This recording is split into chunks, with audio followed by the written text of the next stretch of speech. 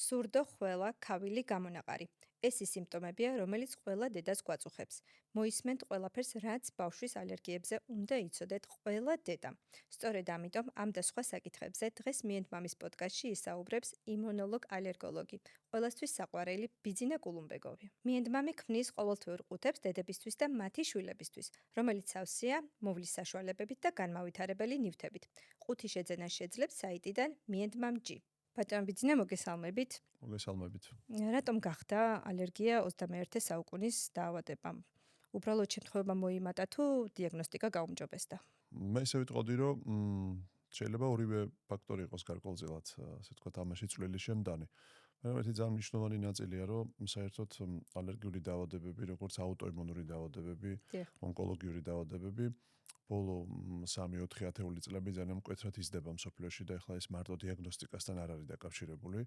თუ ჩვენ შევხედავთ, ვთქვათ, იგივე ჩანაწერებს, რომლებიც არსებობს ადრეული გამოცემებიდან, ჟურნალები, რომლებიც სამედიცინო სისტემას ემსახურებიან უკვე 200 წელია, ლანცეტი და მსგავსი, ასეთი ტიპის დაავადებების მასიური გავრცელება ეხლა მე-19 საუკუნის მეორე ნახევრიდან არ ფიქსირდებოდა. ეს ყველაფერი დაიწყო მე-20 საუკუნის 60-70-იანი წლებიდან, როდესაც მკვეთრი მატებაა, შეიძლება ასე ითქვას, გეომეტრიული პროგრესიით იზრდება ალერგიული დაავადებები. რა თქმა უნდა, ეხლა ძალიან ბევრი ფაქტორია, ესე მარტივად ამაზე პასუხის გაცემა არავის არ შეუძლია, თუმცა არსებობს რამოდენიმე თეორია, რომელიც სიცოცხლესუნარიანი აღმოჩნდა. პირველ რიგში ეს არის ჰიგიენური თეორია და ჰიგიენური თეორია არის ესეთ მარტივ დაკვირვებას ექვემდებარება და ეფუძნება უпростоრედ და ჰიგიენური თეორიის არსი არის, რომ როცა შეადარეს ორი ჯგუფი ადამიანების, რომლებიც ფერმაში ცხოვრობენ, სოფლად ცხოვრობენ და ასე შემდგომ, მათ შთამომავლობაში და მათში ალერგიული დაავადებების გავრცელება არის ძალიან დაბალი იმ ადამიანებთან შედარებით, რომლებმაც შეიცვალეს, ვთქვათ, ფერმერული ცხოვრების სტილი, გადავიდნენ ქალაქში და ურბანული ცხოვრებას მოერგნენ. ანუ აი მაგალითისთვის თუ ავიღოთ, არსებობს ესეთი ამიშების, ასე ვთქვათ, ჯგუფი მოსახლეობის, რომლებიც მე-19 საუკუნის მეორე ნახევრიდან, ევროპიდან, შვეიცარიელი და გერმანელები არიან, გადავიდნენ საცხოვრებლად ამერიკაში. ეს ამერიკაში ძალიან ცნობილი ამბავია, ისინი ფილადელფიასთან ახლოს ცხოვრობენ. ამიშების ბაზრობაც კი არის მათი მოწეული პროდუქტების შაბათ-კვირას და ელოდება ყველა, იმიტომ რომ ნატურალურია, ნამდვილია. მოკლედ, ამიშების ცხოვრების სტილი არ შეცვლილა მე-19 საუკუნით თუ შეიძლება უფრო ადრეც, დღევანდელ დღემდე. ისინი არ სარგებლობენ მანქანით, არ სარგებლობენ ცივილიზაციის არანაირი სიკეთით, ესე რომ ვთქვათ, არ აქვთ მობილური ტელეფონი, არ იყენებენ ელექტრო განათებას, ძველი და ტრადიციული მეთოდებით ცხოვრობენ. და ბევრი რო არ გამიგზელდეს ამ ნაწილში, აი დღევანდელი დაკვირვები თუ შეადარებენ ამიშებისში გავრცელებას, ამერიკაში ცხოვრობენ ისინი როგორც გითხარით, მათში არის დაახლოებით ასთმის გავრცელება და მათ შთამომავლობაში, მაგალითად 7.8%, მაშინ როდესაც მათ მეზობლად მოსახლე ქალაქებში ასთმის გავრცელება არის 23-დან 28%-მდე. ანუ მარტივად ვთქვათ, ჰიგიენური თეორია, რაც უფრო ახლოსაა ადამიანის ბუნებასთან, რაც უფრო ეს არ ნიშნავს ჰიგიენის დარღვევას მხოლოდ, რაც უფრო მრავალფეროვნებაა, ბიომრავალფეროვნება, ეს საკვებსაც ეხება და გარემოსაც, რა თქმა უნდა, ადამიანს ნაკლებად აქვს ალერგიული დაავადებების განვითარების შანსი და მეორე მხრივ ასევე არის ძალიან მნიშვნელოვანი ეპითელური ბარიერების თეორია, რომელიც სიცოცხლესუნარიანია და ეპითელური ბარიერების თეორია გულისხმობს, რომ ადამიანი დაფარულია ეპითელური ბარიერით, დაწყებული კანიდან და გაგრძელებული ცხვირის ლორწოვანით, სასუნთქის სისტემით, კუჭნაწლავით, ჩვენ ვართ ამოფენილი ეპითელური ბარიერით. ადამიანებმა 50-იანი 60-იანი წლებიდან ძალიან რო არ ჩავღრმავდეთ, ჩვენ ყოველდღიურობაში გაჩნდა, ესეა მიჩნეული 125,000 სხვადასხვა ქიმიური ნივთიერების შემცველი საშუალებები. ეს არის ტანსაცმელი, ეს არის ჰიგიენის საშუალებები, ეს არის საყოფაცხოვრებო გარემო, სადაც ჩვენ ვართ. ამ 100,000-ზე მოდი ესე ვთქვათ, საშუალებიდან თითქმის 2/3-ის ფუნქციები და დანიშნულება ცნობილია და დანარჩენის კიდევ უცნობია. ამიტომ ესენი ახდენენ რა ჩვენზე ყოველდღიურ ზემოქმედებას, ისე რომ ჩვენ ამას ბოლომდე ვერ ვაცნობიერებთ, ჩვენი ეპითელური ბარიერები, განსაკუთრებით კუჭნაწლავის სისტემა ძალიან ირღვევა, იგივე პროცესირებული საკვები და ხელოვნური დამატკბობლები და ყველაფერი რაშიც ჩვენი თაობა ბავშვები თუ რა ვიცი, ყველა თაობა ვართ მათ ამის ქვეშ და ბუნებრივია ეს ცვლის ამ იმუნური სისტემის პასუხს, ანუ ჩვენი ეპითელური ქსოვილი გარემო ალერგენებისადმი ადვილად შეღწევადი ხდება და შესაბამისად მე ყალიბდება სენსიბილიზაცია მტვერზე, მცენარეზე, ცხოველებზე და ის უკვე დაავადებებად გადაითარგმნება რინიტში, კონიუნქტივიტში, დერმატიტში, ასთმაში და ასე შემდგომ. ამიტომ ჰიგიენური თეორია და урბანული ცხოვრება შესაბამისად მარტივად რო ვთქვათ და ეპითელური ბარიერების თეორია, ანუ ამდენი ზემოქმედება ყოველდღიური საშუალებებით და ასე და ასე შემდგომ, ეს არის ორი ყველაზე მნიშვნელოვანი, ასე ვთქვათ, თეორია, რომელიც სიცოცხლის უნარიანია და რომელთაც აიხსნება ალერგიული დაავადებების ასეთი მკვეთრი მატება. ამიტომ არის, რომ ქალაქში მცხოვრებ ბავშვებს უფრო მეტად აქვს ალერგია, იმიტომ რომ დამიძვრებული ჰაერი, გარემო. დიახ, ყველაფერი ერთად მოკეთაღებული არის ამასთან, ასე ვთქვათ, ამ ყველაფერში მონაწილეობს რასაკვირველია და ეს ერთად ქმნის აი ამ ფაქტორებს, რაც არის. ამიტომ ხა ბუნებრივია მე ყოველდღიურად მაქვს ამ პრობლემებთან შეხება და პროფესიული წრეები იქნება თუ მშობლები თუ თვითონ მოზრდილი ადამიანები, მეკითხებია რომ ეს გასაგებია, მაგრამ რაიმე არსებობს გამოსავალი, რომ ვთქვათ ჩვენ გარკვეულწილად დაბაბალანსოთ ეს ახლა ჩვენ სოფლებში აი ზუსტად ამის კითხვა ფერმებში ხო არ წავალთ. ხო. რით შეიძლება ავიცილოთ აი ამდენი დიახ. ალერგიული რეაქციები? ძალიან რთული ამის მიღწევა, თუმცა ის სკანდინავიის ქვეყნებიდან განსაკუთრებით ფინეთი იძლევა ამის მაგალითს, როცა მათ დასახეს 20 წლის წინ ალერგიის ფინური პროგრამა, ესე ჰქვია, და ალერგიის ფინური პროგრამა გულისხმობს იმ ფაქტორების ერთობლიობას, რომელმაც საბოლოო ჯამში მათ 10 და 15%-იანი ალერგიული დაავადებების შემცირების საშუალება მისცა უკვე 2020 წლის შემდგომ ჩატარებული კვლევებით.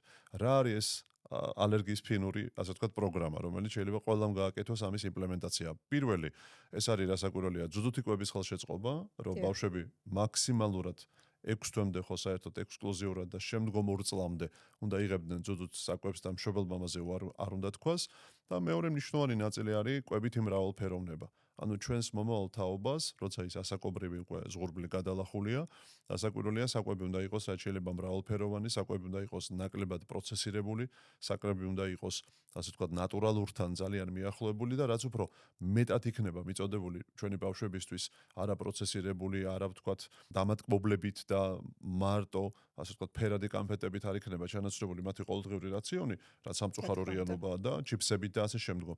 რა თქმა უნდა, ეს ყველაფერი აისახება ჩვენს ნაწლავის მიკროფლორაზე და აქვე უნდა ვთქვა ესეც, რომ ჩვენი ნაწლავის მიკროფლორა განსაზღვრავს იმუნური სისტემის წონასწორობას, იმიტომ რომ ნაწლავში არის იმუნური სისტემის წარმოქმნელი ძალიან მნიშვნელოვანი უჯრედების ჩამომყალიბებელი ქსოვილი, რომელსაც ჩვენ ვეძახით იმუნოლოგიაში ნაწლავ ასოცირებული ლიმფოიდური ქსოვილი, სადაც ყალიბდება T-ლიმფოციტების ესეთი მნიშვნელოვანი სახეობები, რომელთაც ბოლო ნობელის პრემია გაიცა, მათ ეწოდება T-ლიმფოციტები რეგულატორული. აი სწორედ რეგულატორული, იმიტომ ქვია მათ, რომ ისინი ნაწლავში ყალიბდებიან და მთელი იმუნური სისტემას განაგებენ. ანუ წონასწორობა შეინარჩუნონ და იმუნური სისტემა არ გადაიხაროს სიმსივნისკენ, არ გადაიხაროს აუტოიმუნურობის, ალერგიის და ასეთი ჰიპერმგრძნობელობის თუ სხვა ტიპის რეაქციებისკენ. შესაბამისად, თუ ნაწლავი არ არის ჯამრთელი და ამ სიჯამრთელეს ბიომრავალფეროვნება უზრუნველყოფს. იმუნური სისტემა ვერ იქნება წესრიგში და ყველა ამ დაავადების რისკი გვექნება. ამიტომ რა თქმა უნდა, ძალიან მნიშვნელოვანია ასევე ფაქტორები, უნდა ვთქვათ ესეც, რომ ბუნებასთან ახლო კავშირი, აი ჩვენ ხშირად ვამბობ ამას და კიდევ ერთხელ ვიტყვი, რომ პატივისცემად ითვლება ჩვენს ქვეყანაში თუ რაღაც მაშინ დაბადების დღეს გადაუხდიან შვილებს რაღაც ფერადი პლასმასის ბურთებში ჩაფლულ ბავშვებს და მერე მათ სურათებს ოჯახები ინტერნეტში ააფრიალებენ. ამ დროს რაც შეიძლება მეტი პარკში წასვლა, მეტი სკვერში წასვლა, მეტი ტყესთან წასვლა, აი ამაზე უნდა კონდეს ოჯახებს აქცენტი, რომ აი ფინური პროგრამა სწორედ ამას გულისხმობს. სასკოლო და ბაღის პროგრამა ამინდისა და მიუხედავად 1 ან 2 საათი გულისხმობს ბავშვების აუცილებლად გარეთ გაყვანას. წვიმაც რო იყოს თუ ნებისმიერი ამინდი. აი თუ ჩვენ ამას უზრუნველყოფთ, ბევრი მწვანე სივრცე, ეს უკვე სახელმწიფო პოლიტიკის ნაწილი უნდა იყოს. არა სულ შენობები, არამედ მეტი მწვანე ფართი და ცოტა შენობები და სხვა урბანული დაგეგმარების, ასე ვთქვათ, მოფიქრება. სახლში მწვანე სივრცის ზოგს, ასე ვთქვათ, არ უნდა ეზარება. პირიქით მოუწოდებთ, რომ ბევრი ყვავილი კონდეთ, ქოთანი კონდეთ და შექმნან მწვანე სივრცე მათ ირგვლივ. იგივე ხილი, სოფლიდან ჩამოტანილი და ცოტა გაისარჯონ და ახლოს წავიდნენ თუნდაც თბილისის შემოგარენში და ჭიანი ვაშლი ჩამოუტანონ თავის შვილს, ვიდრე რაღაცა ზეთში ამოვლებული, ის 10 წელი რო არ ფუჭდება, ესეთი ბალზამირებული ხილით გამოყვებოდა პლასმასის ხილით თავის შვილებს. აი თუ ჩვენ ამას ყველაფერს ავიყვანთ ცნობიერების ძალიან მაღალ რეესტრში და რანგში, აი ჩვენ ეს პრობლემები არა მარტო ალერგიის, კიდევ ერთხელ ამბობ, აი გლობალურად რაც იმუნური სისტემას ეხება, ონკოლოგიიდან დაწყებული აუტოიმუნური ავადმყოფობებით, ეს წილი მკვეთრად შემცირდება, აი შემდგომ 10 წელიწადში ჩვენ ამას ხილულად დავინახავთ. აი ეს არის მარტივად რაც შემიძლია ვთქვა. გასაგები, მადლობა. ბატონ ბიძინა, ალერგიული პროდუქტების თხილი, ასე ვთქვათ, თაფლი, აი ესეთი ალერგიული პროდუქტების ნაადრევ ასაკში ბავშვისთვის მიცემაზე რას ფიქრობთ? შეიცვალა თუ არა თანამედროვე მიდგომები თუ ამ საკითხთან დაკავშირებით მოდი ესე ვიტყოდი, აი პირველად ეს აუცილებლად უნდა პირველ რიგში ეს გავაჟღეროთ, რომ თაფლს როდესაც ვეხებით, თაფლი ზოგადად 2 წლამდე ასაკში საერთოდ არ არის რეკომენდებული, იმიტომ რომ იმას სხვა რისკები მოყვება. ეს ყველა პედიატრისთვის ცნობილია. ეს არის ბოტულიზმის რისკი და არა ალერგიის რისკი. ამიტომ 2 წლამდე ასაკში საერთოდ თაფლი არ განიხილება. შემდგომ ასაკში უკვე პედიატრს მითითებით შესაძლებელია კვების რაციონში ის დაემატოს. ამიტომ საერთოდ თუ ჩვენ ვეხებით კვებით ალერგიას, ორი სიტყვით ესეც უნდა ვთქვა ალბათ, იმიტომ რომ ესეც რაღაცა მითია, რომელიც დასამსხვრევია. კვებითი ალერგია არის მხოლოდ საკვებში შემოვალი ინგრედიენტი არის ცილა, ნახშირწყალი და ცხიმი და კვებითი ალერგია მხოლოდ ვითარდება ცილის მიმართ. არანაირი ნახშირწყალი და ცხიმი ალერგიას ვერასოდეს ვერ გამოიწვევს, იმიტომ რომ იმუნოლოგიურად მას ეს არ შეუძლია. შესაბამისად, თუ ჩვენ ვეხებით კვებით ალერგენებს, აი ამიტომაც იმ დიდ 6-ეულში, 5-ეულში თუ ეხა 9 პროდუქტზე უფრო საუბრობენ, ბოლო პერიოდში სეზამი დაემატა და ამან გაამრავლა ეს ცოტა, თაფლი საერთოდ არ მოიაზრება. თაფლი ცოტა სხვა პროდუქტია და გავრცელებული ხა თაფლით გამოწვეული ანაფილაქსია დედამიწაზე არავის არ უნახავს. ამიტომ ძალიან აჩემებულია ესე რომ ვთქვა, ზედმეტად ალერგიას აბრალებენ მას და ეს არ არის სწორი და ესეც მინდოდა რომ კიდევ ერთხელ გვეთქვა რომ შეიძლება თაფლმა რაღაც არსებული დაავადება გაამწვავოს, თუ გექავება უფრო მეტად მოგექაოს, მაგრამ ის არ არის სიცოცხლისთვის საშიში პროდუქტი. ამიტომ მისი სწორი გამოყენება, სწორი მოცულობით გამოყენება, სწორადგილას გამოყენება, მისი ფერმენტაცია, საღამოს დაყენება, დილით მირთმევა, გულიმწყდება რომ თაფლთან მიმართებაში ალერგია რაზე გაქვს პირველი თაფლით იწყებენ ხოლმე და ეს არ არის სიცოცხლისთვის საშიში პროდუქტი ალერგიული თვალსაზრისით ვამბობ. მოკეთ, ბევრი რო არ გავაგზელო, კვებითი ალერგენები არის ძროხის რძე, იმიტომ რომ ცილა იქ მთავარი ალერგენი, კვერცხი და მისი ცილა, თხილეული, განსაკუთრებით მიწისთხილი და ყველა ეს სახეობები, რომლებიც მე მასთან არის კავშირში, პეკანი, მაკადამია, ჩვეულებრივი თხილი და ქეშუ და ფისტა, ესენია ძირითადად. ამის შემდეგ არის თევზეული, ამის შემდეგ არის ზღვის პროდუქტები, შემდეგ არის ხორბალი, რაც არ უნდა პარადოქსულად ჟღერდეს და შემდგომ არის სეზამი, რომელიც როგორც თქვი ერთ-ერთი მნიშვნელოვანი ამიტომ სეზამის მარცვლები კონდიტერიაში ძალიან ფართოდ გამოიყენება თელ სოფლიოში და აი საშინელი სიცოცხლისთვის საშიში ანაფილაქსიის გამოწვევის პოტენციური რისკი აქვს მას.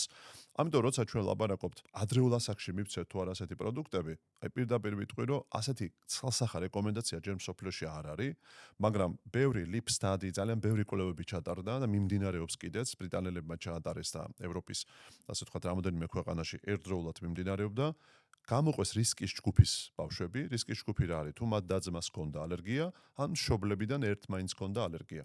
და თუ ამ ბავშვებს ადრეული ასაკიდან, ანუ 6 თვემდე გულისხმობა, 4-დან 6 თვემდე, ძალიან მინიმალური და ცოტა დოზით დაიწყეს მაგალითად ფინათის კარაქის, ანუ მიწისთხილის კარაქის მიცემა, კვერცხის კომპონენტის დამატება. ოღონდ მინიმალურ დოზებზეა ლაპარაკი. აი იმ ბავშვებს შეადარეს, რომელთაც სტანდარტული ძველი მეთოდებით კვება ჰქონდათ 2 წლის ასაკში დაახლოებით 15-20%-იან განსხვავებას იძლევა. ეს არ არის ძალიან საოცარი დიდი ციფრი, პირდაპირ უნდა ვთქვათ, იმიტომ შედეგისთვის შეიძლება გამოსაცხადებლად ვინც ეს კვლევას ჩაატარა ძალიან უხარია მას და ასე ვთქვათ საზოგადოებას ამცნო, მაგრამ აი სამედიცინო თვალსაზრისით თუ ჩვენ ამას რაღაც სტატისტიკის გადასახედიდანაც შევხედავთ და მარტო არ ავყვებით ასე ვთქვათ headline-ებს, არ არის დრამატულად განსხვავებული ციფრი. ამიტომაც ჯერჯერობით ესე ვამბობთ ჩვენ არ არის საკმარისი მტკიცებულება იმის, რომ ჩვენ 4 თვის ასაკში მიწისთხილის კარაქისა და კვერცხის ჭამა დავაწყებინოთ ჩვენ ბავშვებს. ეს რო იყოს დრამატული განსხვავება, ამას ვერავინ ვერ დაგვასწრებდა. თუმცა, ნახოთ, სხვა კვლევებიც მიმდინარეობს, დაკვირვება იქნება და შეიძლება ამაზე პოზიტიური ან პირიქით ნეიტრალური ან უარყოფითი პასუხიც დაფიქსირდეს. ამიტომ ჯერჯერობით ეს არ არის ცალსახა რეკომენდაცია. და აქვე ჩაგიკითხებით გლუტენის და ლაქტოზის აუტანლობა, რომელ ბავშვებსაც აქვს.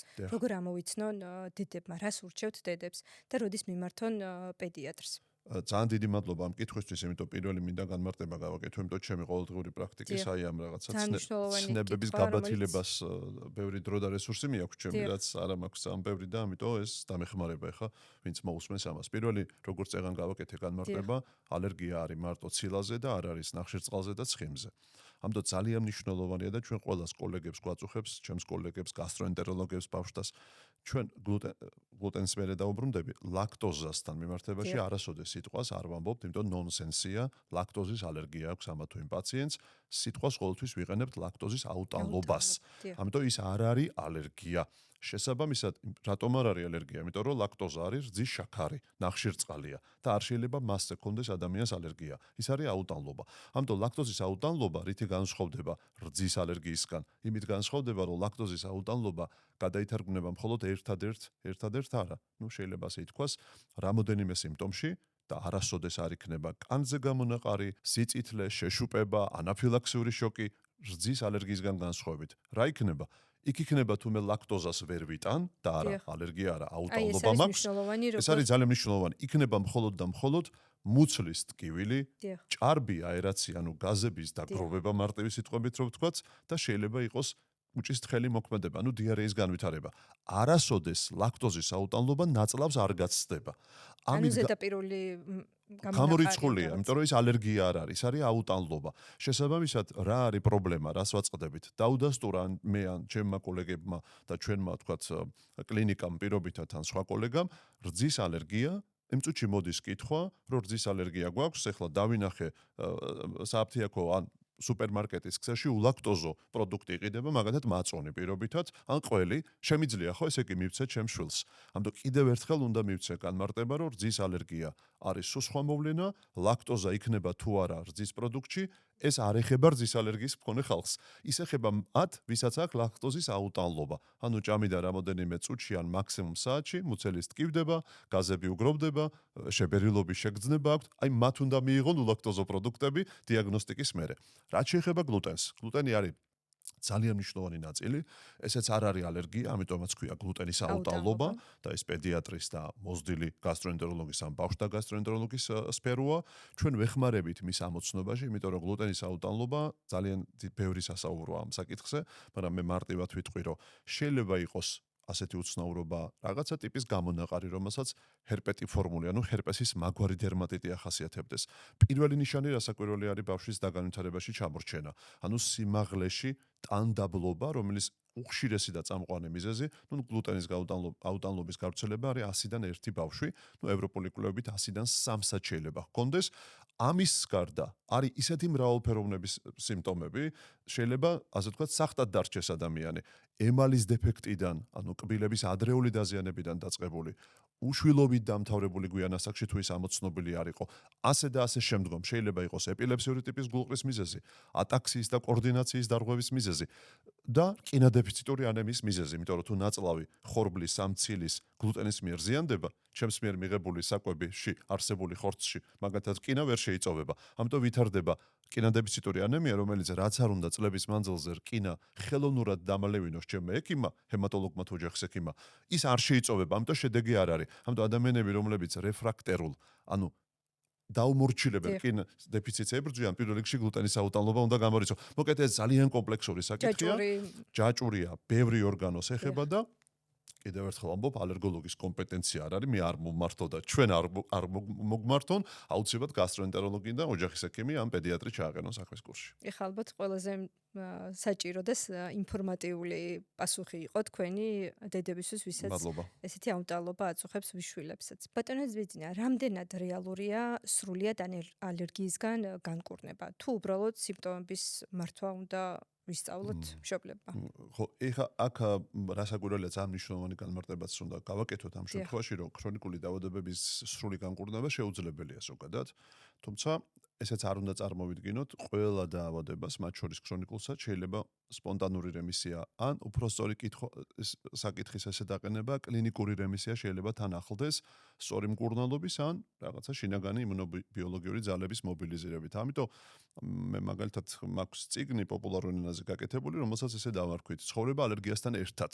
მე შემეძლო დამერქვა, რომ ცხოვრება ალერგიის გარეშე, მაგრამ ეს იქნებოდა მოტყუილება, ხო, საზოგადოების და ეს არ იქნებოდა სწორი. ამიტომ აი მაგათად ანაფილაქსია რო ვახსენე, რაც მომწონს ესე უდგებიან ხოლმე ჩვენი უცხოელი კოლეგები, რომ აი მაგალითად თუ ადამიანს ერთხელ მედიკამენტზე ან თქვათ ფუტკარზე, კრაზანაზე ან ბზიგზე აქვს ანაფილაქსია ცხოვრებაში, ესე ამბობენ, გადატანილი ანაფილაქსია, მაგრამ ხა ის მთელი ცხოვრება ქრონიკული ამ დაავადებით იცხოვრებს. მე რა რომ მაქსიმალურს გააკეთებს რომ წერმა არ უკბინოს, მაგრამ რა ასაკშიც და როდესაც არ უნდა უკბინოს, თუ ერთხელ ქონდა, იგივე შანსია რომ იგივე მოხდეს. ამიტომ აი ხა ამასთან ერთად ცხოვრება უნდა ვასწავლოთ ადამიანს და ჩვენ ამის განკურნება, თუმცა რასაკვირველია, რადგანაც ეგ საკითხი შემოიჭრა, არის რაღაც მდგომარეობები და ნოზოლოგიები, როცა აი იგივე რადგანაც წერები ვახსენეთ, ჩვენს დარგში არის ესეთი ცნება და მეთოდი მკურნალობის, რომელსაც უკვე წელს შეუსრულდა 115 წელი, ეს ჩვენი დარგის ექიმების, ალერგოლოგ იმუნოლოგების კომპეტენცია მხოლოდ მთელს დედამიწაზე და ჩვენ ამ მეთოდს ვეძახით მკურნალობის ალერგენ სპეციფიკურ იმუნოთერაპიას. მარტივად რო ვთქვათ, ეს არის უკვე დაავადებული ადამიანი, გარემო ალერგენები იქნება ეს თუ ცხოველური თუ აი ეს ფუტკრის თუ ბზიკის თუ კრაზანის მიმართ ალერგიული ადამიანებს, უკეთებთ აღმავალი დოზებით, განმეორებით იგივე ტიპის ალერგენებს, რის მიმართაც არიან ისინი უკვე სენსიბილიზირებული, იმიტომ რომ ესეც მინდა განსხვავება გავაკეთო, რომ ზოგი ამბობს, რომ ეს აცრაა და მეშინია იტყვიან, განსაკუთრებით პანდემიის მერე. მე განმარტებას ვაძლევ ყოველთვის, რომ აცრა არის ესეთი, ასე ვთქვათ, ცნება, რომ გაუკეთო ადამიანს, ვთქვათ, პერორალური ფორმა თუ საინექციო ფორმა ისეთი რაღაცის მიმართ, კომპონენტზე, ვთქვათ, ადმინისტრირება პრეპარატის სახით რომელის მიმართაც ის ჯერ არ იყო შეხებაში და ავად არ ყოფილა, ხო? დაიცვა ამისგან. ეს მეთოდი, რასაც მე ვამბობ, ალერგენ სპეციფიკური იმუნოთერაპია, ჩვენ ამას თეორიულად არ დაგემართოთ ადამიანებს არ ვთავაზობთ. 115 წელია რო არსებობს. ეს უკვე დაავადებულ ადამიანებს შეეთავაზება. ანუ ვისაც აქვს მტვერის ალერგია, ვისაც აქვს მცენარის ალერგია, ვისაც აქვს კატის ალერგია, ვისაც აქვს ძაღლის ალერგია, ვისაც აქვს ეს რაც თქვი ფუტკარი, ბზიკი და კრაზანა. ჩვენ ამას ვაკეთებთ 3 წლიანი მეთოდია ეს მკურნალობის, აღმავალი დოზით, საინექციო ფორმაა და ენისქვეშა წვეთიც არსებობს და აი ყველაზე მაღალი ეფექტურობა სწორედ ფუტკრისა და ბზიკისა და კრაზანის მიმართ ალერგიულ ადამიანს აქვს. თითქმის 100% ასეთი ადამიანი 3 წლიანი ამ მკურნალობის მერე განკურნებულია, აი უკბენს და არაფერი არ დაემართება სწორედ. ეხლა აი აქ კი ვამბობთ, რომ განიკურნა ადამიანი და ძალიან ასე ვთქვათ გვიამაყება, რომ ასეთი მკურნალობის მეთოდი გვაქვს და ჩვენთან რამოდენიმე ათეული ადამიანი და ოჯახი ამას იკეთებს, ხო ეს ასე ვთქვათ ჩვენი ყოველდღიური პრაქტიკაა. რაც შეეხება მცენარესთან, ცხოველთან და მტვერთან დამეგობრება, ეხლა 100%-ში ვერ მიიღწევა, თუმცა 70-80% ზოგჯერ მეტ შემთხვევაშიც არის ეს შესაძლებელი. ვამეგობრებთ ადამიანებს ამ ალერგენებთან, მათი ცხოვრების ხარისხი. რამდენი პაციენტი გვყავს, რომელიც გეუბნებოდა, რომ მე ვერ მივდიოდი ზღვაზე, თორე იქ ნესტი მხვდებოდა და ამის შემდგომ ეს მაინც შევძელი და ძალიან ბედნიერი ვარ. მოგეთ კლინიკური გაუმჯობესება და ცხოვრება ალერგიასთან ერთად ნამდვილად შესაძლებელია. განკურნება კიდევ ერთხელ ამბობ, ეს ცოტა პრეტენზიული განაცხადია. მე მგონი არც ერთი დაავადება არ ინკურნება დედამიწაზე. ალბათ მართვა უფრო სწორი ინტერპრეტაცია. მართვა და მასთან ერთად ცხოვრება. თუმცა არსებობს იგივე მკურნალობის მეთოდები, ჩვენ როცა ვამბობ, აი მაგათად 100-მიანი პაციენტი გვყავს, ხო? ჩვენ ჩავხვდათ მკურნალობაში, ვთქვათ, იგივე ალერგენ სპეციფიკური იმუნოთერაპიას. შეიძლება ბიოლოგიური თერაპიას ჩავთო, რომელიც თანამედროვე მკურნალობა, ვთქვათ, ბოლო 15-20 წელი აქტიური გახდა, დამიზნებითი, ანუ ძალიან მნიშვნელოვანი პერსონალიზირებული მკურნალობის ტარგეტული თერაპია და ადამიანების რაღაც ნაწილს, რომელსაც პირობითაც საინჰალაციო რაღაც წამლები და ჰორმონები სჭირდებოდათ, მათი 50% და 60 გადააგდებს ამ წამალს და მარტო აქვს თან ჯიბეში ან ჩანთაში ხატოვნად რო ვთქვათ, მხოლოდ იმისთვის რომ დასჭირდეს გამოიყენოს. ანუ ადამიანი რომელიც ამ წამალზე იყო მუდმივად დღეში რამდენჯერმე, ამ მკურნალობის მერე სრულად უწამლოთ იყავი არ ვეთყვით, მაგრამ ვეთყვი რომ თან კონდეს წამალი. და მე სულ ვეუბნები ხოლმე რა 6 თვის მერე რო გიბარებთ მომიტანეთ ამბავი რამდენჯერ გამოიყენეთ და ისეთი ბედნიერი ვარ რომ გეტყვია რომ საერთოდ არ გავხსენებია ჩემი შვილისთვის ეს წამალი. ან ორჯერ გამოვიყენე, ან ერთხელ გამოვიყენე. აი ეს ყველაფერი არის თანამედროვე ალერგოლოგიისა და იმუნოლოგიის მიღწევები და ასე ვთქვათ ეს სიკეთეები არსებობს. ვისაუბრეთ დავუშვათ ალერგიასთან, როგორ უნდა ვიცხოვროთ ქრონიკული ჩვენი დაავადება როცა არის.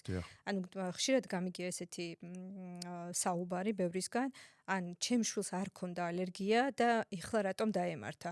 ანუ შეიძლება ალერგიული ფონი დავუშვათ ცხოვრების მანძილზე შევიძინოთ. პატარებმაც და უფროსებმაც. ანუ არ გქონდა და შემდეგ უცებ დაგვემართა ერთ დღესაც. მე ესე ვამბობ ყოველთვის ამ კითხვაზე, რომ ეს ნებისმიერ ასაკში არის შესაძლებელი. თანდაყოლილი დედის მუცლიდან გამოსვლისთანავე ალერგია არავის არ აქვს. ეს არ არის რაღაცა ნეუსი და ხალი, რომელიც მექნება ხო თუ არავინ არ მომაშორა, ხო? არა, ალერგია სულ სხვა ცნებაა. აი, ალერგიას აქვს ერთი გავრცელების თვითონ დაავადებებს ძალიან მნიშვნელოვანი ჭრილი, რაც ლოგიკასთან არის ახლოს. აი, მაგალითისთვის ვიტყვი. ადრეულ ასაკში ბავშვობის ასაკს გულისხმობ. პირველი გარემოსთან შეხება და გარე სამყაროსთან არის კვება. ამიტომ ბავშვებში ყველაზე ხშირად ხდება კვებითი ალერგენები. რასაკვირველია. ხშირად ეს კვება არის რაღაცის მაპროვოცირებელი ან ტრიგერი ან თვითონ მიზეზი. ამიტომ მე უკვე კანის ალერგიული დაავადებებიც იწყება ადრეული ასაკიდან და ყველაზე ხშირად ეს ხდება. აი, როდესაც უკვე ბავშვი იწყებს ბუნებასთან ურთიერთქმედებას, თუ მას ეს განწყობა გენეტიკური ან ეპიგენეტიკური არ წამოუღია, მაგრამ თვითონ მასში დაიწყო, ეპიგენეტიკაც ხო ამას ნიშნავს, ანუ რაღაცა გენეტიკის ზემოთ ხდება ცვლილება, უკვე ეწყება რაღაც მიმღებლობა, რასაც ხელს უწყობს ადრეული სოციალიზაცია, სიგარეტის მოწევა სახში მშობლების მიერ და ბევრი სხვა ფაქტორი, მჭიდრო ცხოვრება, როცა დიდი ფართი არ არის და ბევრნი ერთად ცხოვრობენ, ბავშვი უკვე იწყებს ხშირ ავადობას. ეს ხშირი ავადობა მე შეიძლება შეძენილი დიახ, ეს უკვე მე ხშირად ჩვენ გვიწევს ამის დიფერენცირება. ეს ავადობა ინფექციურია, მარტო ვირუსები და გაცივებაა. თუ ეს ალერგიის ნაწილი ხო არ არის, ეს ალერგიული რინიტი და ბრონქული ასთმა ხო არ არის, ამდენი ბრონქიტი და ხველა და გაცივება, ხო? ეს უკვე ჩვენი პროფესიული ჩართულობა საჭიროებს და ჩვენ ყოველდღიურად ამას ვაკეთებთ მე და ჩემი კოლეგები, რომ აი ბავშვები 3, 4, 5 წლის ასაკშიც ხშირად ავადობენ, ერთმანეთისგან გავარჩიოთ. ეს ინფექციურია, თუ ალერგია და ინფექცია შეხმატკბილებულად ერთად მოქმედებს. აი თუ ალერგია და ინფექცია ერთად მოქმედებს, რა თქმა უნდა, ამ ბავშვებს მეტი რისკი აქვთ მომავალში ასთმის განვითარების. აი, აქ ჩაგიკითხებით მაშინ, მშობლებმა როგორ განვასხვავოთ, ალერგიული რინიტია, თუ უბრალოდ სურდო, თუ ალერგიული ხველაა, თუ ეს რამე ვირუსული სიმპტომია. აი, ეს ორი ერთმანეთისგან როგორ განვასხვავოთ მშობლებმა, ალბათ ძალიან მნიშვნელოვანი. კი ბატონო, მაგ განსხვავებასაც ვიტყვი, მაგრამ აი რასაც საუბრობდი, მინდა რომ ეს აზრი დავამთავრო. რაც უფრო იზრდება მე ადამიანის სხვადასხვა ალერგიული დაავადებები დროში თანდათან წამოეწევა ხოლმე. აი მაგათად მედიკამენტური ალერგია უფრო იწყება იმას აქ, როდესაც ადამიანი ბევრი ავადობების გამო იწყებს ამ წამლების ჭარბად გამოყენებას. ამიტომ ალერგიის რა ფორმა დაემართება, შეიძლება პირველად დაემართოს 80 წლის ადამიანს. ეს აქ არანაირი კანონზომიერება არ არის. იგივე სეზონური ალერგია, ის სურდოთი რო იწყება და ვერ გაგვირკვევია ასე ვთქვათ, საზოგადოებას. ის უფრო იწყება 4-5 წლის ასაკიდან. თუმცა მე მყავს პაციენტი, აი სეზონისი არჩევლის 70 წელს გადაცილებულია და გეტყვის, რომ აი პირველად მაწუხებს ეს 3 თვეა და ეხა ამდენი გაცივება 3 თვე მიხვდი, რომ არ შეიძლება იყოს და მოვედი. არასოდეს წინა წლებში არ ქონია. მოკეთ ეს კანონზომიერებები, ასე ვთქვათ, ესე არ არის, მაგრამ რაღაცა ლოგიკას მაინც ექვემდებარება. ხა რაც შეეხება როგორ გავარჩიოთ ერთმანეთისგან, სურდო ალერგიულია თუ ხველა ალერგიულია თუ ინფექციური, რა თქმა უნდა, ეს გვეხმარება ეს ნიუანსები. ალერგიული სურდო ძირითადად არის მაგალითად წყალი ძირითადად წყლის მაგვარი გამონადენი და ცემინებაა ბევრი, ხშირად მას ახლავს თვალის სიმპტომატიკა, თუ ეს სეზონურია, რაც ვირუსებისთვის და გაცივებისთვის, ეხლა თვალის ჩართულობა ნაკლებად არის დამახასიათებელი, თუ ადენოვირუსი არ არის, რომელსაც ასევე ადენოფარინგოკორიუქტივალური ცხელება ახლავს და ყელი ასაშინელი და 40 სიცხე და აი თვალი ჩაწითლდება მაშინ. ეს კიდე ეს სპეციფიური მდგომარეობაა. ალერგია სიცხე პრაქტიკულად ტემპერატურული რეაქცია არ ახლავს ხოლმე. ამიტომ თუ სიცხე არ არის, თუ ეს სურდო გახანგრძლივდა, თუ თვალის სიმპტომატიკაც ახლავს, მაშინ ეჭვი უნდა მივიტანოთ, რომ არის რასაკვირველია სეზონური ალერგიული რინიტი. მაგრამ ხველის განსხვავება ცოტა რთული სფეროა და რთული ნაწილია. აი სწორედ აქ ჩვენი ჩართულობა უკვე მნიშვნელოვანია, თუ ბავშვის ასაკი იძლევა ამის საშუალებას. ჩვენ ამ ხველის უკან ვეძებთ სუნთქვითი ტესტებით, არის თუ არა ალერგიული ანთება ან ობსტრუქცია, ანუ სპაზმი ბრონქებში, ეს არის სპირომეტრია და ამოსუნთქულ ხაერში აზოტის ოქსიდი, 5 წლის ასაკის ზემოთ ვაკეთებთ ამას და დანარჩენ შემთხვევაში მაინც ან ფიზიკურ დატვირთვას ვაინდუცირებთ, ანუ ხელოვნურად დავტვირთავთ ხოლმე ბავშვებს 6-8 წუთი და მერე ვაკეთებთ ამ სუნთქვით ტესტებს, იმიტომ რომ ბავშვი შეიძლება მოსონებულ მდგომარეობაში არაფერი არ აწუხებდეს და მოზარდებსაც ეხება ეს და ის სპორტული აქტივობის დროს ეწყებოდეთ ეს სფარული სპაზმი, რომელიც მერე ხელს უშლის იქ რაღაც წარმატებების მიღწევას და ხველა უძლიერდება და სუნთქვის გაძნელება. და ასევე ძალიან მნიშვნელოვანია ალერგიული სინჯები, რომელსაც ვაკეთებთ ან კანზე, ან სისხლის გზით და ამით ვასხვავებთ ერთმანეთისგან ინფექციურია პროცესით, თუ ალერგიასთან ასოცირებულია. აი, ხველასთან დაკავშირებით როგორ მიხვდეს მშობელი გახანგრძლივებული ხველა? რა პერიოდს გულისხმობს? თუ ჩვენ შევხედავთ, თქვათ, როცა დიფერენცირება მნიშვნელოვანია, ხა ნებისმიერი ვირუსული დაავადების გადატანის შემდგომ, ის 3-4 კვირა შეიძლება ხველა გაგრძელდეს და ეს არის პოსტინფექციური ხველა, ესე ვეძახით. ანუ თვეზე მეტი თუ გრძელდება უკვე? მოზრდილისთვის ეს არის 2 თვე და მეტი და ბავშვისთვის ეს არის 4 კვირა და მეტი. აი, აქ აუცილებელია ბავშვია თუ დიდია, ძირითადად 3 ძირითადი დაავადება იწვევს გახანგრძლივებულ ხველას, ეს არის რაც წეგამ თქვი ასთმური მოვლენები და რაც უნდა გამოირიცხოს და ჩემი სფეროა, ასევე ოტორინოლარინგოლოგის ჩართულება, იმიტომ რომ შეიძლება უკანა გადანადენი იყოს, ანუ ცხვირის უკანა დრენაჟი და ეს არის ერთ-ერთი ხშირი მიზეზი და ასევე კუჭნაწლავი და რეფლუქსი შეიძლება იყოს განსაკუთრებით მოზრდილებში უფრო არის და მოზარდებში, ამიტომ ხშირად მიმალულია ხოლმე სიმპტომი ბავშვთა ასაკშიც და არანაკლები წილი აქვს ამ გასტროეზოფაგალურ რეფლუქსს. ამიტომ ამ 3 ძირითადი დაავადების დიფერენცირება მნიშვნელოვანია, თუმცა ამის მიღმაც არსებობს. ეს 90% 10%-ს მოიცავს, 10%-ის რჩება კიდე იშვიათი მიზეზები, რომელსაც ბუნებრივია ხანდახან ინფექციური კომპონენტია, შეიძლება იყოს ყივანახველა და ასე შემდგომ ეპიდემიოლოგიის და მიმდინარე სიტუაციის მიხედვით ჩვენ მე უკვე ვაკვალიანებთ ოჯახებს. მადლობა ესეთი ამოწურავი პასუხისთვის. მადლობა.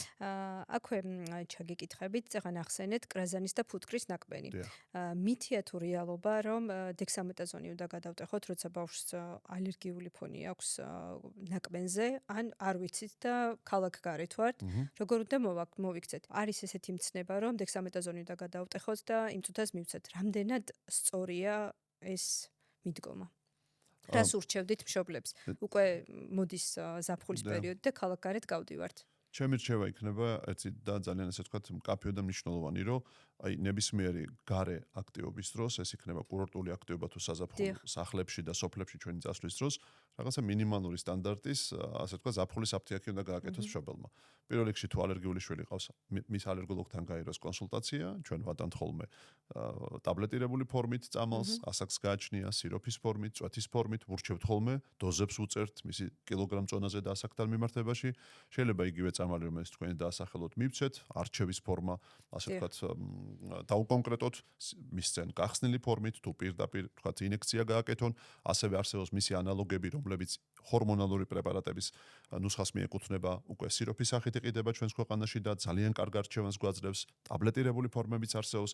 ამიტომ აუცილებელი არ არის მარტო დექსამეტაზონზე ორიენტირდეს მთელი ესა ჩვენი ერი, ეს არ არის სწორი. ამ ჯგუფის წამალზე ვსაუბრობ. დექსამეტაზონი ძალიან გავრცელებულია. ნუ ეს გავრცელებულია, იმიტომ რომ ეს არის იგივე მაგათაც გერმანიაში და სადღაც სხვა წამალია გავრცელებულია, ამერიკის შეერთებულ შტატებში ბენადრილია გავრცელებული და ასე შემდგომ. ეს არის ხოლმე ხალხის თავისებურება და პრეფერენციებზია და რაღაცა ტრადიციაზე და ისტორიაზე დამოკიდებული, ამაში ახლა საგანგაშო არაფერს ვერ ვხედავ. მაგრამ ჩვენთან რო ჭარბად გამოიყენება ეს წამალი და უადგილო ადგილასაც იყენებენ, არც ერთ ქვეყანაში ახლა ამის ესე მარტივი ხელმისაწვდომობა მოსახლეობას არ აქვს თუ ის ექიმმა არ გამოწერა. ურეცეპტოთ ასეთი ტიპის წამლები არც ერთ ქვეყანაში, არც ევროკავშირის არც ერთ ქვეყანაში, არც ამერიკის შეერთებულ შტატებში ჰორმონალური წამლები არ იყიდება. ის მხოლოდ ექიმმა უნდა გამოუწეროს პაციენტს. ეს შეუძლებელია. დანარჩენი რაც უნდა მშობელმა იცოდეს, ნებისმიერი ახლა თუ კიდევ ერთხელ ანაფილაქსიის ან მასთან მიახლოებული ტიპის სისტემური ალერგიული რეაქცია ჰქონდა პაციენტს, ის ექიმისგან უკვე არის დარიგებული, აი წეგამ თქვი, ეს ქრონიკული პრობლემაა თქო, იმიტომ რომ არის თუ არ ვიცით რომ ბავშვს თუ არ ვიცით უნდა გქონდეს ანტიჰისტამინური მედიკამენტი მხოლოდ და ის საკმარისია და 112-ში უნდა გაკეთდეს ზარი ნებისმიერი ასეთ სიტუაციაში. ეს არის სწორი გამოსავალი და თუ კიდევ ერთხელ ამბობ, თუ ქონდა ანამნეში, ის უკვე ექიმისგან იქნება აღჭურვილი შესაბამისი მედიკამენტით, მაგრამ პირველი ანტიჰისტამინები, რომლებიც უხშირესად ურეცეპტოთაც იყიდება და პედიატრსაც და ოჯახის ექიმსაც თუ მოზრდილია შეუძლია ამ რეკომენდაციის გაცემა. ეხლა აქ არის ერთი მნიშვნელოვანი საკითხი, რომ თუ ადრენალინზე ვსაუბრობთ, ეს არის ანაფილაქსიის მკურნალობის და მართვის მთავარი მედიკამენტი. ეხლა ადრენალინი 3.900.000 ადამიანს ყველა სახლში ვერ ექნება. ეს სოფლიოში არსად არ ხდება. მაგრამ თუ გადაიტანა ჩემმა პაციენტმა ანაფილაქსია, ანაფილაქსის მიზეზი რა არის? მწერის ნაკბენი, კვება, წამალი და ლატექსი ბუნებრივი პროდუქტი. აი ამ 4 ფაქტორზეა ძირითადად ანაფილაქსის მიზეზები. ჩვენ ისინი მე ყველა აღჭურვილი გვყავს, ან ამპულირებული ადრენალინით და დოზა იციან სპეციფიური და გაკეთების ადგილი, ან კალმისტარი, რომელიც უცხოეთიდან ჩამოაქვთ, ან ფორმაასით, ან ევროპიდან ახლობლები და ნათესავები უგზავნიან. ეს ეხება კიდევ ერთხელ ვისაც უკვე ერთხელ ქონდა. ძალიან იშვიათი გამონაკლისია, როცა არ ქონია, მაგრამ მე მაინც შეიძლება ეს გამოუწერო პაციენტს. მაგალითად, მე ფუტკრის ოჯახია და ისეთ შორს ცხოვრობენ, ან საზაფხულო თქვათ, გადაადგილებენ თავის სკებს და ფუტკარს, სადაც ექიმი და სამედიცინო დახმარება სწრაფად ვერ მივა მასთან და მათ შვილებთან. ასევე სოფლებში შეიძლება. აი ამ ტიპის, სადაც რისკია ამ და სამედიცინო დახმარება სწრაფად ვერ მივა. ან არის პაციენტები, როდესაც ჩვენ თქვათ, ბევრი ალერგია აქვს და ძალიან მულტიპლექსი და დიდი ტესტებით ვხედავთ, რომ არ გაუსინჯავს, მაგრამ იგივე ამ სეზამზე აქვს საშინელი სენსიბილიზაცია, იგივე თხილეულზე აქვს. აი ესეთი ოჯახი მე შემიძლია პრევენციულად აღჭურო ადრენალინით და არა იმ ჰორმონით, რომელსაც თქვენ ასახელებდით. ამ მოკეთ ეს გამონაკლისებია და მხოლოდ ექიმზე გადის მათი გამოწერის უნდა. ოჯახებს უნდა ქონდეთ ძირითადად აი საშუალებები, რასაც ახალი თაობის ანტიჰისტამინური მედიკამენტები. და თქვენ ახსენეთ სამედიცინო ჩანთა. დიახ. რა მედიკამენტები ან რა ჯგუფის მედიკამენტები უნდა წაიღოს მშობელმა, როცა ქალაქგარეთ გადის, მით უმეტეს თუ სოფლებში, როცა სასწრაფო დახმარება ჭიანურდება და აი ჩემის თვალსაზრისით უნდა წაიღოს, რაც ეგან თქვი. თუ ალერგიული ყავს პაციენტი, მაშინ ექიმი გამოუწერს იმ შესაბამის სტეროიდს, დექსამეტაზონი იქნება, მეთილპრედნიზოლონი იქნება, პრედნიზოლონი იქნება თუ რაც იქნება, ამას ჩვენ გადავწყვეტ რა დოზით და რა ფორმით, მშობელთან შეთანხმებით. თუ მოზრდილი ადამიანია, ინექცია იქნება თუ აბი იქნება და რა დოზით მისი კილოგრამ წონაზე, ამას ჩვენ გადავწყვეტ და მისი თანხლები დაავადებების გათვალისწინებით. ამის გარდა ასევე ანტიჰისტამინური მედიკამენტები უნდა წაიღონ, რომელიც იყიდება წვეთის, ტაბლეტის ან სიროფის ფორმით და დანარჩენი რასაკვირველია, თუ პედიატრიულ ასაკს ვეხებით, პედიატრმა უნდა აღჭურვოს ანტიდიარეული საშუალებით და თქვათ, რაც სიცხის მართვის ორი პრეპარატია ძირითადად, აცეტამინოფენი და იბუპროფენი, ხო? აი ესენი უნდა კონდეს. კიდევ ერთხელ თუ ალერგიული არ არის, აი ხა ესეთი მძიმე წამლები მას არ ჭირდება. არაალერგიულ ოჯახს ერთი თავი ანტიჰისტამინური მედიკამენტიც ეყოფა, მაგრამ კიდევ ერთხელ თუ რაიმე გადაიტანა ან რისკის ჯგუფის პაციენტია, ის ჩვენ ყოველთვის აღჭურვილი გყავს ამ პრეპარატების შესაბამისი დოზირებით, გამოყენების წესით, ინსტრუქტაჟით, რომელთაც მე ეს ყველაფერი შვიდობით ჩაივლის ხოლმე. ეხლა ქალაქგარეთ გავდივართ, თითქმის უკვე ზაფხული იწყება. კატის ან ძაღლის ნაკბენი როცა ხდება, ბავშვი უნდა აუცრად თუ არა, რა რჩევას მოგცემთ დედებს? ანუ ზედაპირული ნაკაწრზე არ მიუმართავთ, თუ სისხლის გამონადენი არ არის, თუ აუცილებელია რომ მიუმართოთ ექიმს ასეთ შემთხვევაში? ეს ახლა ძალიან ისეთი თემა, დიახ. უფრო ასე ვთქვათ, კომპეტენცია ამის ეხება ქირურგს, ბავშვთა ქირურგს ან დიახ. რადიოლოგი, რომლებიც ზოგადად ცალკე სპეციალიზაცია დიახ. თან სოფლიოში და ჩვენს ქვეყანაში, რომლებიც ცოფთან დაკავშირებით გადაწყვეტილებებს იღებენ. ამიტომ ეს ყოველთვის რეაგირება მოახდინონ. ანუ მათ თავის თავზე არ აიღონ ამ ტიპის ასე ვთქვათ, გაკეთება თუ არ გაკეთების საკითხი, ყოველთვის არის 24 საათიანი ვთქვათ, განყოფილებები, შესაძლებელია აზრის მოკითხვა და ასე შემდგომ. ამიტომ ეს ძალიან ინდივიდუალურია, ეს დამოკიდებულია ოჯახის იყო, მიმართვა უცხო უნდა იყო. მოხდეს აუცილებლად. კითხვა უნდა დაესვას მას. დიახ. კი არა და აი ესეთი მნიშვნელოვანი საკითხიც კი არის, რომ იგივე ცოფს თუ ვეხებით, რაც უფრო ახლოს არის ნერვული ქსოვილი, იმ ადგილას თუ არის გეოგრაფიული განაწილებით სხეულის გაკაწვრა, იქ შეიძლება ის უპირატესად იყოს მაშინ აცრა, მათ შორისაც თუ არ არის, მაგათად კიდურები ყველაზე საშიში არის, სახე, ხერხემლის ადგილი. ამიტომ სად გაკაწრა და სად უკმინა, ამაზეც კია დამოკიდებული რა ბიოლოგის შემდგომ რა გადაწყვეტილებას მიიღებს. ამიტომ ამის ახლა უნიფიცირებულად პოდკასტის პირობებში გამოცხადება, ეხლა ეს არ იქნება სწორი და კიდევ ერთხელ ექიმს დაეკითხონ, პირველ რიგში პედიატრს და შემდგომ უკვე ის სპეციალისტთან იქნება სწორი გადამესამართება. ჩვენთან ცოტა ბევრი კეთდება ესეთი ვაქცინები, ასე ვთქვათ, მარტივად უნდა, ასე ვთქვათ, ეს რო ვთქვათ, ძალიან დიდია გამოყენება ვაქცინების, ხშირად ვცოდავთ ყველანი ერთად, მაგრამ აი რაღაც თვალსაზრისით, ვთქვათ, უნდა ეს ასე ვთქვათ, ექიმის კონსულტაციით უნდა იყოს მხოლოდ გამოყენებული და არა, ასე ვთქვათ, ჩვენი დღევანდელი ეთერის შეთავაზებით. ბატონო ბიძინა, რამდენად ხშირია ალერგიული რეაქციები ვაქცინაციის დროს? არ გულისხმობ ადგილობრივ შიშუპებას ან სიწითლეს? ზოგადად ვაქცინაციაზე მსოფლიოში ფიქსირდება ალერგიული რეაქციები, ეს ასე ვთქვათ, ამ ბიოლოგიური პრეპარატების თანხლები მოვლენაა, თუმცა უხეშად რო ვთქვათ, ნამდვილი ანაფილაქსიური რეაქცია ზოგადად ტრადიციულ ვაქცინებზე ეს არის მილიონიდან დაახლოებით ერთი შემთხვევა.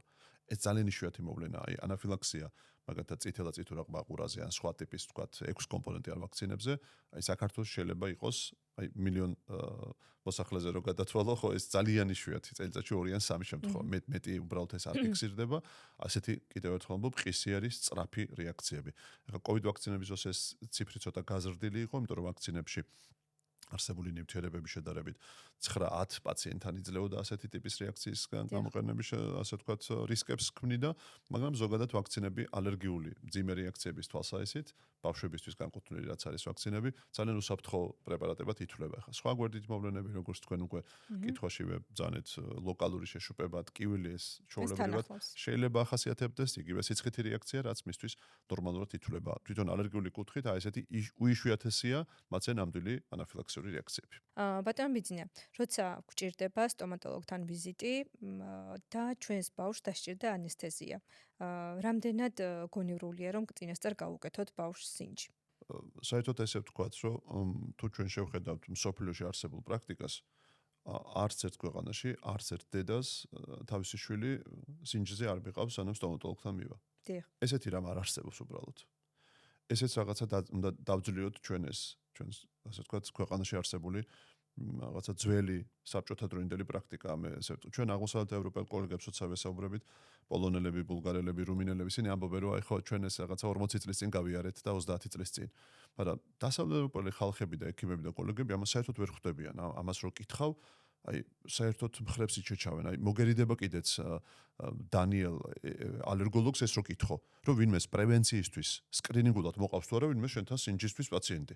ესეთი ცნება აი ნონსენსად ითვლება. მათთვის ეს კითხვის დასმა. ეხლა მოდი გავშალოთ ეს თემა, რას ნიშნავს ეს? მარტივად ესე უნდა ვთქვათ, რომ ალერგიული სინჯის გაკეთება არის რამოდენიმე ინდიკაციით, ანუ ჩვენებით. თუ მე ერთხელ მქონდა წამალზე ალერგიული რეაქცია და იგივე ან მისი თანამოსახელე წამალი მჭირდება, მაშინ რა თქმა უნდა ალერგოლოგი უნდა დაეხმაროს ექიმს, ვინც ნიშნავს ამ პრეპარატს, რომ ეს მეორე ჯგუფის ან თანამოსახელი ან მონათესავე ჯგუფის წამალი უსაფრთხოდ გადაიტანოს პაციენტმა. აქ ყველანი შეთანხმებულია თელ მსოფლიოში. ერთხელ უნდა კონდეს რეაქცია და მხოლოდ შემდგომ უნდა იყოს ეს სადიაგნოსტიკო გზა გავლილი პაციენტისგან. ამიტომ ვერ ხვდებიან ჩვენი კოლეგები რას ვეკითხებით. ერთხელ უნდა მომხდარიყოს. ეხლა აქ არის საკითხი ესე დგას. კაი, თუ მოხდა, მე რა აზრი აქვს ამდენი სინჯების კეთებას? აწი არ მოხდეს, ხო ჯობია წინასწარ. სამწუხაროდ იმუნური სისტემა ჩვენი ისეა მოწყობილი, რომ თუ ერთხელ არ არის შეხებაში, იმუნურ მახსოვრობაში რაღაც ნივთიერებასთან, ის პირველად ვერანაირი სინჯით ვერ აღმოაჩენს რა მოხდება, როცა წამალი მერე ბუნებრივ გზით მოხდება ჩვენს ორგანიზმში. ანუ ეს არაპროგნოზირებადი მოვლენაა. აი ამას ამის ასე ვთქვათ ახსნავს ვცდილობ ჩვენი კოლეგებისთვის და ოჯახებისთვის. დიდია თუ პატარა, ამას მე მგონი არ აქვს მნიშვნელობა უკვე. ანუ კიდევ ერთხელ ვამბობ, თუ ჩვენ სკრინინგულად, თუ ეს წამალი არ გამოგვიყენებია, არ მიგვიღია, დაახლოებით ესეა იმუნური სისტემა. აი თუ ვიღაც მოვა შენთან უცხო ადამიანი და კარზე კანკუნის ან ზარის ხმა იქნება, შენ ყველას გაუღებ კარს, იმიტომ რომ არ იცი ვინ არის მოსული და რა განზრახვით, ხო? რა თქმა უნდა, ესეა იმუნური სისტემა პირველ შეხვედრაზე ყველას უღებს კარს. მაგრამ თუ ყოფა ცხოვრებაში რო გადავიდო ისევ, თუ ამ მოსულ სტუმარს ექნება რაღაც პრეტენზიები ჩემთან, მე, ასე ვთქვათ, სერიოზული დაძაბულობა და ასე ვთქვათ, ჩხუბი მექნება მასთან და კონფლიქტი და გავა რამოდენიმე დღე ამ კვირა და ისევ იქნება ზარი და მე მას დავინახავ კარში, ეს კონფლიქტი კარის გაღებისთანავე დაიწყება. მას მესახში არ შემოუშვებ. ანუ იმუნური სისტემა სწორედ ესე მოქმედებს. წინასწარ უცხო აკაკუნებს კარზე არ შეუძლია ჩვენმა იმუნურმა სისტემამ სინჯით ამოიცნოს. იმაზე მექნება თუ არა ალერგია. ამაზე მარტივად და გასაგებად მე მგონი არ შეიძლება რომ ითქვას. ერთადერთი გამონაკლისია და ჩვენ ამას და ჩვენი ჯგუფი ალერგოლოგიის ცენტრის ვამკვიდრებთ და გვინდა ეს კულტურა შემოვიტანოთ. აი მაგალითად ვამბობ, მაგალითისთვის არის პაციენტი, რომელსაც აქვს პირობითად ბავშვობიდან მოყვება ბრონქული ასთმა. და ამ ადამიანს პირობითად აი გავყვეთ ძალიან არ დავძაბოთ სიტუაცია, რაღაც ესთეტიურად მისი ცხვირი არ მოსწონს და პლასტიკურ ქირურგთან ჩაანიშნა ოპერაცია. რა თქმა უნდა, აი ასეთმა პაციენტმა, რომელსაც აქვს ბრონქული ასთმა და უნდა ცხვირის პლასტიკური ან სხვა პლასტიკური ოპერაცია გაიკეთოს ნარკოზით, ზოგადი ნარკოზით, ის და მისი ექიმი, ამ შემთხვევაში მისი ექიმი ვალდებულია, რომ გაუშვას ასთმის კონტროლის ხარისხის შესაფასებლად ოპერაციის წინ, სანამ დააძინებს და ინტუბაციას გაუკეთებს მის ექიმთან ალერგოლოგთან. ეს არ ნიშნავს, რომ ოპერაციის წინ მოვა პაციენტი და ჩვენ აუცილებლად მას სინჯებს ჩაუტარებთ. არა. ბევრ პაციენტს ჩვენ შევაფასებთ, მის დაავადებას შევამოწმებთ, სუნთქვით ტესტს გავაკეთებთ, დანიშნულებას მივცემთ, წამლის დოზას დროებით დავაკორექტირებთ და დაუწერთ. აი ამით და ამით უსაფრთხოა მისი დაძინებაცა და გაღვიძებაც. ამიტომ აღრეულია ცნებები სინჯის გაკეთების და ალერგოლოგთან კონსულტაციის. რატომღაც ჩვენ ქვეყანაში დამკვიდრდა, რომ ალერგოლოგთან მისვლა ეს მარტო სინჯების გაკეთება. არამს და არაც. ეს მინდა რომ კიდევ ერთხელ გავაჟღეროთ. თუ პრობლემა გაქვთ ქრონიკული ალერგია, ის უნდა იყოს კონტროლზე, ნებისმიერი манипуляციის და მით უმეტეს საანესთეზიო საშუალებების წინ და თუ არასოდეს არ გქონიათ თქვენ იმ კონკრეტულ წამალთან შეხვედრა და შეხება, სინჯით სამწუხაროდ ვერაფერი ვერ დაპროგნოზირდება, ამიტომაც არის სამედიცინო დაწესებულება, ამიტომაც არის რეაგირების დროის თვალსაზრისით სისწრაფე უზრუნველყოფილი, ჩვენ გვეშინია ესეთი ალერგიის, რომელიც გარეთ ხდება, რესტორანში ხდება ჭამისას, ფუტკარი, ბზიკი და კრაზანა, რომელიც პიკნიკზე ხდება და სადღაც ხდება. ჩვენ მედიკამენტური ალერგიის ძირითადად ეს კლინიკებში გამოიყენება და ამიტომ არ გვეშინია ამდენად. ამიტომ ეს ძალიან მნიშვნელოვანია, რომ სკრინინგულად ამ პატარა ბავშვებს მით უმეტეს არ უტაროთ ეს სინჯები, მაგრამ მეორე მხრივ ჩვენ კოლეგები, სტომატოლოგები გეუბნებიან, რომ მაშინ მოდი რასაც ამბობდა ძალიან კარგად აყალიბებ ამ ყველაფერს იქნებ, დებულება დაწეროთ იქნებ, მოქმედი გზამკვლევი იყოს იქნებ, პროტოკოლი იყოს და მოდი ჩვენც კანონიერად ვიქნებით დაცული, თუ არ გაუკეთებთ ყველა პაციენტს სინჯს. კიდევ ერთხელ ამბობ, ეს არ ნიშნავს, რომ ადამიანს არ შეიძლება განუვითარდეს ალერგია, შეიძლება განუვითარდეს, მაგრამ კიდევ ერთხელ წინასწარ სინჯით ამის ამოცნობა უბრალოდ ვერ მოხერხდება. გასაგებია.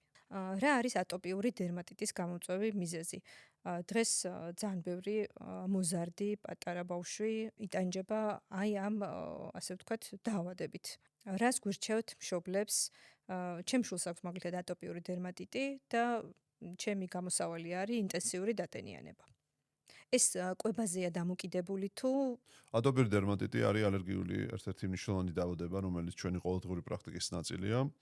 ატოპიური დერმატიტი, აი მარტივად ვიტყვი, მისი სხვადასხვა ფორმა გვაქვს, მსუბუქი ფორმა, საშუალო სიმძიმის და მძიმე ფორმა და არის რეფრაქტერული ფორმები, ამ მძიმესთან ასე ვთქვათ, მიჯაჭულია, როდესაც სამკურნალწამლო ადგილობრივი, ანუ ლოკალური გამოყენების საშუალებების ეფექტი დაკარგულია და რაც არ უნდა სართულისა და ძალისა და პოტენციის იგივე ჰორმონალური საშუალება გამოვიყენოთ, პაციენტ შედეგი მაინც არ აქვს, ან აქვს რამოდენიმე დღე და მისი ცხოვრების ხარისხი ძალიან გაუარესებულია, ძილია დარღვეული, ქავილი აუტანელი 10 ქულიდან, რომელიც მაქსიმალური ქავილის შეფასების შკალა 10 ქულას წერს ოჯახიან თვითონ პაციენტი.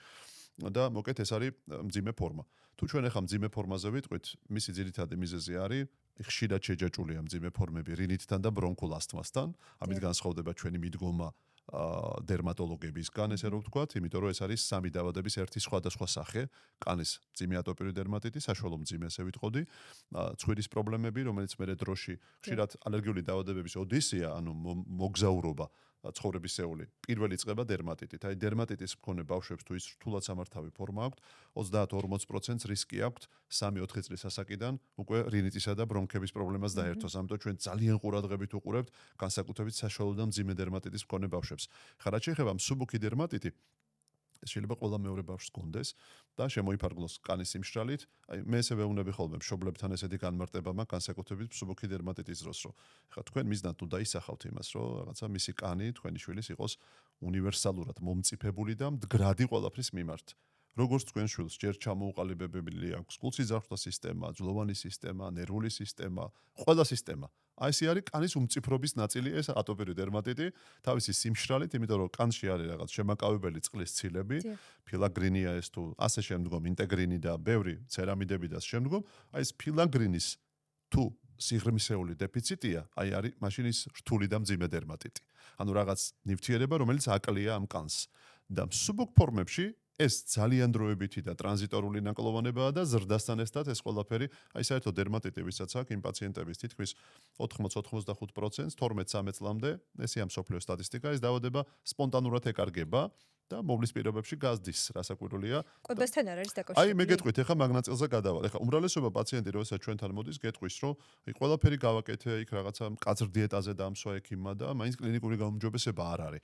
ან ზოგიერთი იტყვის, რომ კი ნამდვილად აი ეს რაღაცა დამნაშავედ მიმაჩნია და ერთი გაფართოებული კვლევა გამიკეთე ამ კვებითი ალერგენების მიმართ. თუ ჩვენ ვიტყვით მსუბუქი დერმატიტის დროს, რეალურად კვებითი ალერგია აქ არ მონაწილეობს ამ პროცესში. აი საშუალო და მძიმე დერმატიტში შეიძლება იყოს დაახლოებით მე-13 პაციენტში კვებითი ალერგია როგორც მნიშვნელოვანი ნაწილი ამ თვითონ დაავადების მიმდინარეობის, მაგრამ ადრეულ პერიოდში უნდა ვთქვათ, რომ აი მაგალითად რო ავიღოთ კვერცხი. აი კვერცხის მაგალითზე გეტყვით. აი კვერცხი როგორც ალერგენი შეიძლება იყოს ატოპიური დერმატიტის გამომწვავებელი, მაგრამ ის არ არის ამ დაავადების გამომწვევი. მსუბუქი ფორმების დროს განსაკუთრებით. ანუ აქ არის აი ძალიან მნიშვნელოვანი შინაარსიდებს ამ ორ სიტყვაში, რაღაცა იწვევს და რაღაცა ამწვავებს. ანუ კვება ძირითადად ამ დაავადების დროს არის გამომწვევებელი ფაქტორი და არა გამომწვევი. ამიტომ ხშირად გეტყვიან, კი, აი ასეთ მკაცრად ავართ და მაინც გატანჯულია ჩემი შვილი და მთელი ჩვენი ოჯახი და იმიტომ მოვედი ჩვენთან, არაფერს ვერ ვხედავთ. აი მე ვეუბნები ხოლმე, რომ ეს არის ტრიგერი. ტრიგერი შეიძლება იყოს აქ პირობითად ზამთრის განმავლობაში მწვავდება ეს დაავადება ერთ-ერთი ფაქტორი არის კი. ნატურალური დამატენიანებელი ფაქტორები, რაც კანში წარმოგვექნება, მცირდება, ჩვენი ოფლი მცირდება და კიდე ახლა თუ ოჯახი 25 და 27 გრადუსი აქვთ, მთელი ზამთრის განმავლობაში მაღალი ტემპერატურაზე ყავთ ბავშვი. ესე იგი, ერთ-ერთი მიზეზი ეს არის. რაღაც საკვებში ეძებ ამ მიზეზებს. ბევრი სხვა მიზეზებია. იგივე მოვლის საშუალებები, რას იყენებ? ჩვენ რომ ვამბობთ, რომ მოვლის საშუალებები უნდა გქონდეს საბონის გარეშე, პარფიუმის გარეშე, პარაბენის გარეშე, ეს აკვიატება კი არ არის. შენ რო გაქვს სუსტი, ანუ მოწყვლადი კანი, აი ყველა ამ ნივთიერებებისადმი, აი თავი და რო ვთქვით, ჩვენ ეპითელური ბარიერების თეორიაო. აი ესენი სწორედ ეპითელურ ბარიერებს რო აფუჭებს, ის ნივთიერებებია, რაც ჩამოვთვალე თავისი და ამწოვებს რა თქმა უნდა. ამწოვებს დაავადებას, ამიტომ იგივე ტანსაცმელი. მე ხშირად მაქვს ესეთი მიდგომა, ეს ძალიან ესეთი გავრცელებულია მსოფლიოში, ფრანგებს აქვთ ეს მიდგომა და მე ჩემს პრაქტიკაში მაქვს გადმოტანილი, რომ აი ერთი და იგივე მოვლის საშუალებებს არ ვიყენებ მუდმივად. იმიტომ რომ შეიძლება პაციენტების რაღაც ნაწილს თუ ერთსა და იმავე პროდუქტებზე იქნებიან წლების განმავლობაში, მათ რომელიღაც ინგრედიენტზე ატოპიურ დერმატიტთან ერთად დაერთოთ ალერგიული კონტაქტური დერმატიტი. ამიტომ არ უნდა მივცე საშუალება და 3-4 თვეში, 5 თვეში ერთხელ, 6 თვეში ერთხელ მე ვანაცვლებინებ, აი რომ გარკვეული ეს რაღაცა ჯერადობას ვაწესებ, რა თქმა უნდა, სტანდარტი პროდუქტების ერთნაირია, ზოგიერთი პრეფერენციას ან უპირატესობა სხვას მიანიჭებს, ზოგი გეტყვის, რომ ეს ძალიან მოუხდა ჩემს შვილს, იგივე პროდუქტზე მეორე ოჯახს შემოვა და გეტყვის, რომ საერთოდ არ უხდება და კატასტროფა, ეს ძალიან ინდივიდუალურია, როგორც იგივე ბავშვთა ხელოვნურ კვებაშია ხოლმე. ერთი ერთზე გაზრდის, საძუძუ არ აქვს ასაკურველი, ეს ხაზგასმით უნდა ვთქვა. ამიტომ აი კანის მოვლა და დატენიანება არის ამ დაავადების ქვაკუთხედი და დანარჩენ უკვე სიმძიმის მიხედვით მივყვებით. მე მყავს ათეულობით პაციენტი და ჩვენს კლინიკას, როცა ბიოლოგიურ პრეპარატებსაც კი ვიყენებთ, ძალიან ძვირად ღირებულს, მძიმე დერმატიტის სამართავად, ბავშვებიდან ყველაზე პატარა პაციენტი მყავს 1 წლისა და 4 თვის, რომელსაც აი რაღაცა ეს ყალბისტარი თუ არ გაუკეთეთ, რომლის ღირებულება 1000 ევროს აღემატება თვეში ერთხელ, მისი დაავადება არ კონტროლდება უბრალოდ სხვა საშუალებებით. თუმცა საბედნიეროდ არსებობს ესეთი პრეპარატები, ჩამოტანა შეიძლება, მეზობელ ქვეყანაში შეძენა შეიძლება და 6 თვიდან დასაშვებია. ამიტომ ნებისმიერი სირთულის შემთხვევაში ჩვენ უფრო რთული დაავადებების ექიმებად ვითვლებით ახლა ამ კატეგორიიდან, სუბუქ შემთხვევაში დატენიანება მუდმივი და ხარისხიანი არის მთავარი ყურნალობის გასაღები მოკეთ ამ დაავადებაში.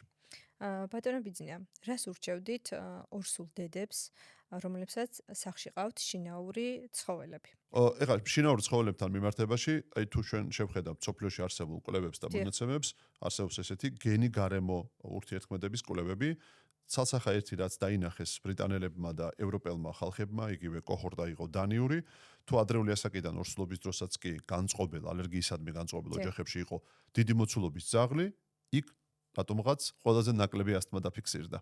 ანუ გარკვეული სენსიბილიზაცია უკვე ხდება მუცლად ყოფნის პერიოდშიც კი და ამ შემთხვევაში იცავს. მაგრამ იგივე ოჯახებში თუ იყო კატა, მაშინ მეტი ალერგია დაფიქსირდა ასთმის თვალსაზრისით. ამიტომ ჯერჯერობით აი ესეა, უფრო მეგობრულად ითვლება ადრეული პერიოდიდან ძაღლი და კატა ნაკლებად. და ზოგადად რადგან ორსულობა შევეხე, ესეც უნდა ვთქვა, რომ ზოგიერთი ცდილობს თავისი დიეტით ან რაღაცა რეჟიმით მომავალი შვილის პრევენცია გააკეთოს ალერგიულობის. ეს არ არის. ეს ძალიან მნიშვნელოვანი კითხვა. არ არის ეს მიღებული და ეს არასწორი მეთოდია, არანაირი შეუძლია ორსულს რამე პრევენცია გააკეთოს მისი შვილი ალერგიული ორსულის პრევენცია არის სიგარეტი არ მოწიოს, ბევრი ისე ირნოს, ბუნებასთან ახლოს იყოს და რაზეც ჯანსაღი ცხოვრებით იცხოვროს. არანაირი ის რომ მან პირობითად რძი არ დალიოს და მიშველს რძის ალერგია არ ექნება, კვერცხი არ ჭამოს და არ ექნება, ამით ნუტრიციული სტატუსი დაერღვევა, ნაყოფის განვითარება შეფერხდება და პირიქით იქნება ძალიან ცუდი სამსახური, ასე ვთქვათ, მისი შვილისთვის და მომავალი თაობისთვის, ამიტომ დედამ ჯანსაღი საკვები და ჯანსაღ გარემოზე უნდა გააკეთოს ორიენტირი. მადლობა ბატონო ბიძინა მობრძანებისთვის და ესეც საინტერესო საუბრისთვის.